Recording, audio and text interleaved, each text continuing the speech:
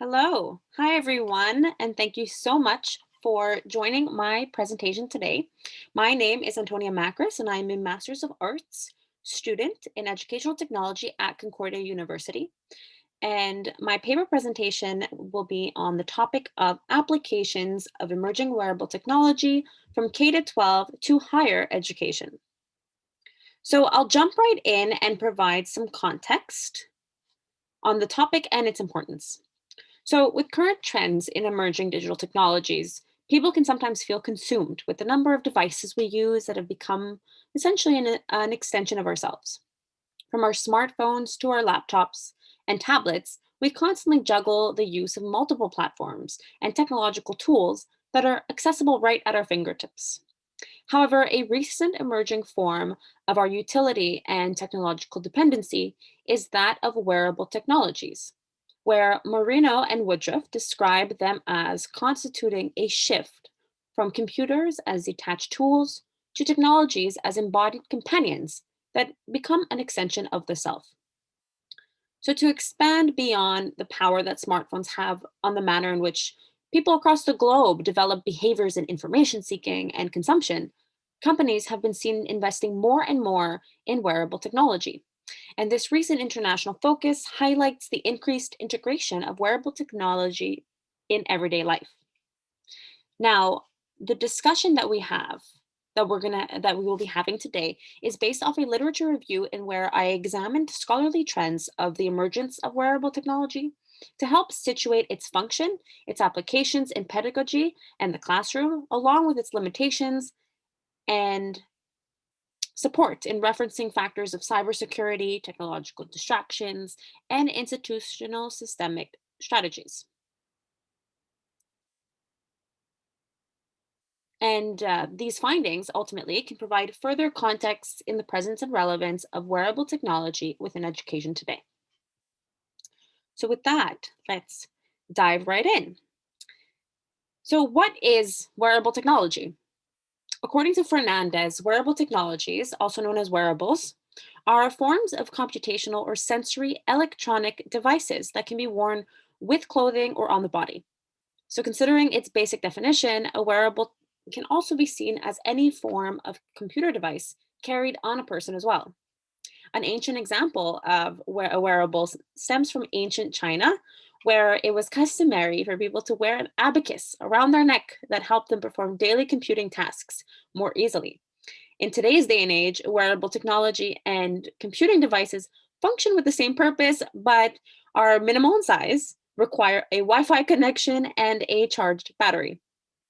Now, with the first tiny computer, it was developed at MIT in early 1960s, and some features from this early device that was, in fact, initially created to access computer-generated algorithms in the playing of roulette exist in wearable technologies today, where the small size and portable nature allows users to interact with the physical world with support and ease of accessibility to computing technology. And since the 1980s, advances in wearable technology were seen in the presence of wristwatches that had calendars and calculators and games. So we'll jump in to wearable technology today.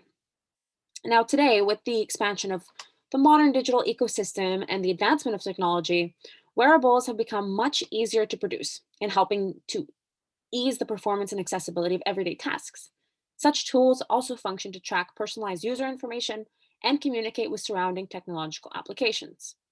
According to Balkin, smartwatches, smart glasses, activity trackers, and health monitors are just some of the most popular commercial off the shelf, or COTS abbreviated, wearable technologies. Stated as a result of market research conducted by International Data Corp, the wearables industry is estimated to reach $1.29 trillion in spending. And companies have been seen investing in wearable devices that allow users to track data that presents information both about themselves and about others.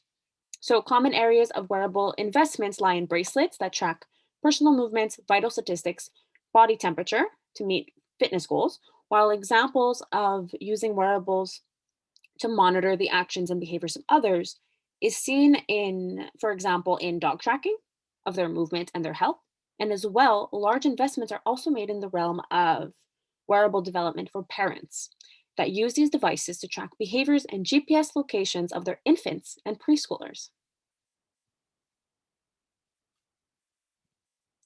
So we'll jump right in. We'll move into applications of wearable technology in education, and we'll start with K to 12 education, and then we'll move over to higher education. So, in considering wearable applications in the realm of education, digitization of content and learning processes have transformed the way students interact while learning to promote collaboration, visual learning, and student engagement in the classroom. Now, in a report discussed by Pascapella, a forecast on the subject predicted that between 2016 and 2020, the classroom wearable technology market would grow 46% annually. In K to 12 education, wearable devices are believed to hold potential application in the classroom with a positive influence on visual learning through virtual reality and augmented reality learning devices, and information sharing through the use of smartwatches and headbands. Now, these methods enable a simplified learning process with an advantage of flexible access to content, educational content. And since schools have automated the use of computers, tablets, and interactive whiteboards already, wearable technologies really seem to take these technologies one step further. In a report on the potential of wearable applications in the classroom by Moreno and Woodruff, three areas were identified to positively influence learning in an educational setting. First, students were able to access material remotely. Second, the classroom experience can be augmented to include new digital and interactive forms to engage learners. And third, wearables provide learning resource accessibility. Additionally, for pedagogical development, wearables have the ability to continuously collect user data and centrally aggregate this information for analysis, which ultimately helps to determine and measure performance and feedback indicators for the learner's response. So, this technology can also help build learner profiles that can represent their optimal performance. Now, moving into higher education. In higher ed, wearables can provide students with an alternative information sharing experience that plays on sensory elements through technologies. And this has been seen in the classroom application of Google Glass, Muse, GoPro cameras, and VR. The hands-free technology appeals to learners because it provides them with the freedom to move within an educational space, to allow the digital applications to interact with the real and physical environment.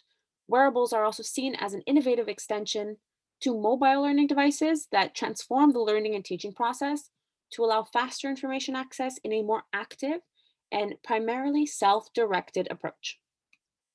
So in a study by Atala and Illiger, on wearable applications in higher ed specifically, they recognize that the use of wearable technologies can be used to support learning in and across different subjects and disciplines, such as VR, head mounted displays used in engineering, such as wearables allowing medical students to watch a surgery in real time, and GoPro cameras that are used to record students performing tasks for learning and evaluation of their performance. So, such devices allow learners to document and observe the learning environment to better evaluate their performance. And a result of this is having the learner feel a deeper connection with the material and an analysis and understanding of visual events through this scenario based practice. Now, lastly, a major benefit of wearables within education is seen in their ability to help increase safety in the classroom. They can function as a monitor for students with disabilities, with learning difficulties, and illnesses by sending alerts should any emergency situations arise. So, now we'll dive into addressing limitations of wearable technology in education. Of course, upon examining scholarly literature that supports the benefits of wearable technology integration within the classroom, it's important to also consider possible limitations, concerns, and ways in which we can address them. So, although wearables are known for their innovative ability to collect, track, and aggregate data in their integration with interconnected computing programs, the data collected, although useful and easy to use, must meet the individual's need for privacy. This is why cybersecurity is one of the main issues. It is important that this sensitive information be handled ethically in its management and storage. Now, research also shows some indication that Unfortunately, the current generation of wearable users don't prioritize cybersecurity. When used within a classroom setting, the lines around data ownership start becoming a little blurred. So it is recommended that technologies selected for the classroom undergo a vetting process by experts to validate the presence of enhanced security protocols and user consent from the students. And educational institutions must also ensure the users' identifiers that they use for their students are protected. Now, the second limitation is technological distraction. And it considers the distraction that mobile devices can have on the work of learners through texting, surfing, and gaming. As well, the isolation that wearables can potentially enable as a result of this instant connection to data. In looking at the development of wearable technologies, their design also does not always consider their application for the classroom setting, but are adapted into the classroom afterwards. So, this is a fundamental issue. With their multi-purpose nature in and outside of the classroom, their potential to distract its users from the learning process is high. In a survey for educators, growing concerns to using wearables in the classroom included technological misuse, distraction, which we touched upon, and potential for cheating. However, on the part of the educator, they also have responsibility and accountability for their actions, so they must also learn how to effectively facilitate the use of these technologies within an educational context. As well, strict supervision and oversight while using these technologies in the classroom should be implemented, if not mandatory. So,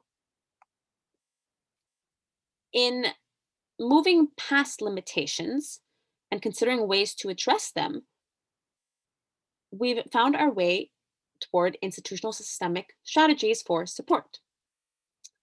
So, a number of institutional systemic strategies can be considered to support their effective use in the academic setting. And a qualitative study by Bauer considers four strategic areas that can be implemented at the institutional level to better integrate wearables for all stakeholders involved. So, the first strategy considers increased funding support and conducting a cost benefit analysis. The second strategy considers providing educators with technical support and tools to offer quality experiences with their students. As a third strategy, they suggest professional development for educators to help them identify and address these limitations. And lastly, they suggest prioritizing the reflection of privacy and confidentiality implications. So, to conclude, as a quick overview of what we discussed, the scholarly research on the topic of wearable technology helped take us through its evolution and situate it within today's modern context, from its emergence to its applications within education, both K 12 and higher ed. And the incorporation of wearables in the classroom in both these levels can positively influence student engagement and their learning experience, but only if used responsibly and administered by informed educators to address these limitations that we touched on of technological distraction, cyber ethics, and privacy issues.